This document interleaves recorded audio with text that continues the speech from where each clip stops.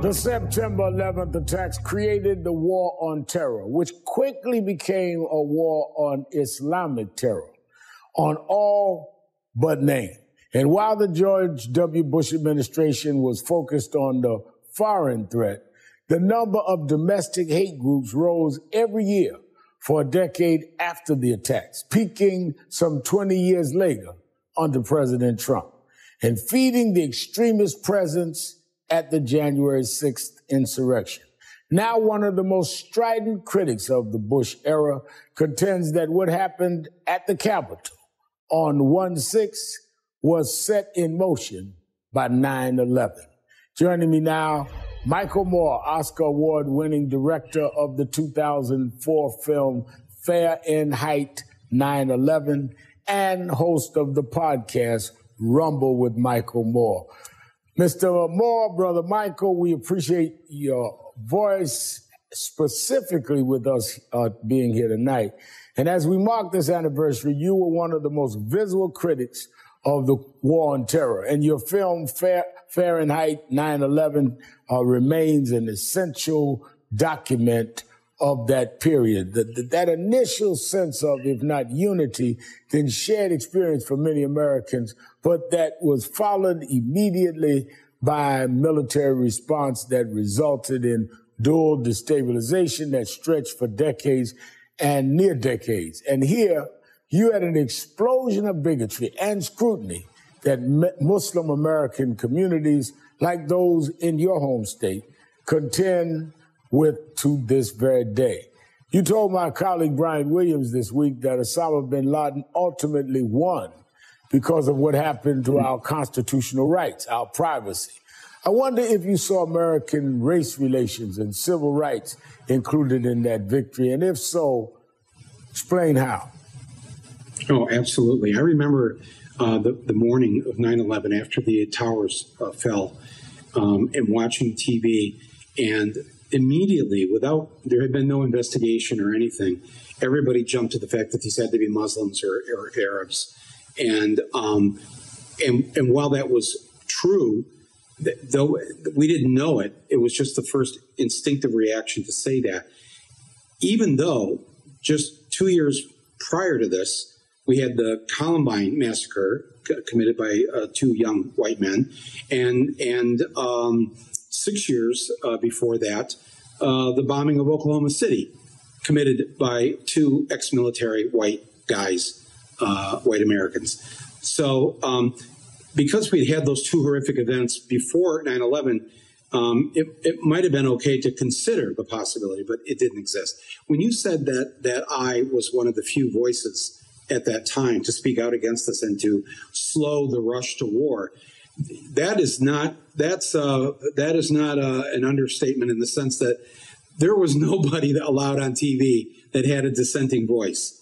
And there was Barbara Lee, the only member of Congress to vote against the invasion of Afghanistan, and myself, and a few others. But most Democrats, if you remember, 29 Democratic senators voted in favor of giving Bush the war powers for Iraq, and all the Democrats in the Senate and the House, with the exception of Barbara Lee, voted in favor of the invasion of Afghanistan. Yeah, I do remember that. In fact, for 2 or 3 years, they kept supporting the war in Iraq. When I ran in the Democratic primary for president, I was one of maybe 2 or 3 candidates out of 9 that was against the war as late as 2004.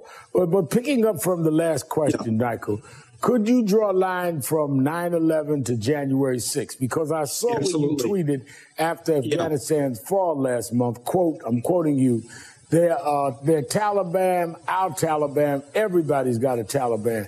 They're at their best when they confiscate the halls of power. I thought about the layers of that statement, because according to the Southern Poverty Law Center, you had a continuous increase in the number of organized hate groups every year after the 9/11 attacks, a number that appeared to peak under President Obama's first term, dipping under his second, before, of course, spiking under President Trump. Do you think the insurrection happens without some of the cultural forces that were unleashed 20 years ago? No, there's a direct line between the two. Race is always the factor. I mean, just think about this. Since the Germans were defeated in May of 1945, I think every single war, with the exception of maybe the Serbian war that we were involved in, which the old Yugoslavia had many, many Muslim citizens. Every war has been against people of color, whether it was Korea, whether it was Vietnam, whether it was the Gulf War, the Iraq War. We don't drop bombs on white people anymore. And this thing, there was an excellent piece of Frontline on PBS this week where they very bravely drew the connection between a generation that grew up knowing that Bush and Cheney and Rumsfeld had lied about the reasons to take us to Iraq, and that so many people after that war, so many National Guard people that were sent over there, they signed up for the National Guard to put out forest fires. They were sent over there to die. And they came back, a lot of them, those who survived, came back with a hatred of the U.S. government. And a lot of Americans started then not trusting whatever the government is telling us. Don't believe them. And they drew the line on Frontline this week to Bush essentially generating this lack of trust and believing the government is lying, to how easy it was to get so many people to believe that Joe Biden didn't win the election, that Trump won, Trump's still their president, and that we have 80 million Americans who still haven't gotten vaccinated because they believe Bill Gates has put a chip inside the vaccine and he's going to track us. The madness of this belief in the unreal and the untrue began back then, after 9/11. The day after 9/11 on 9/12, Bush had not met in his whole first 8 months his head of counterterrorism, Richard Clark. Finally, Clark gets a meeting the day after 9/11, and Bush doesn't want to talk about anything but Iraq. He testified that's all they wanted to talk about, invading Iraq. Iraq didn't invade us. Clark tries to tell them. Wow. They didn't want to hear it. They wanted to go after Saddam Hussein. Everything that we witnessed during that time with Bush and Cheney, that was the beginning of this. And that has led us, yes, to January 6th. That has led us to this awful division, this sort of, hopefully so far, cold civil war between each other. But we're not going to make it as Americans if we keep this fight going with each other. We can have our disagreements, but that's not what's been happening now.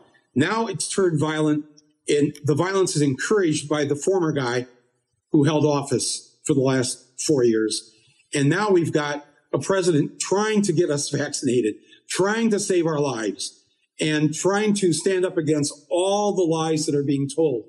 And when he said that this week, $300 million a day, Al, $300 million a day is what we spent for 20 years on this war. What would our cities look like today if we had that $300 million a day for 20 years? What would our children have? What would our healthcare system look like? I just go down the list. And this is what I meant by essentially bin Laden ended up winning because we've destroyed ourselves. We've destroyed our social safety net.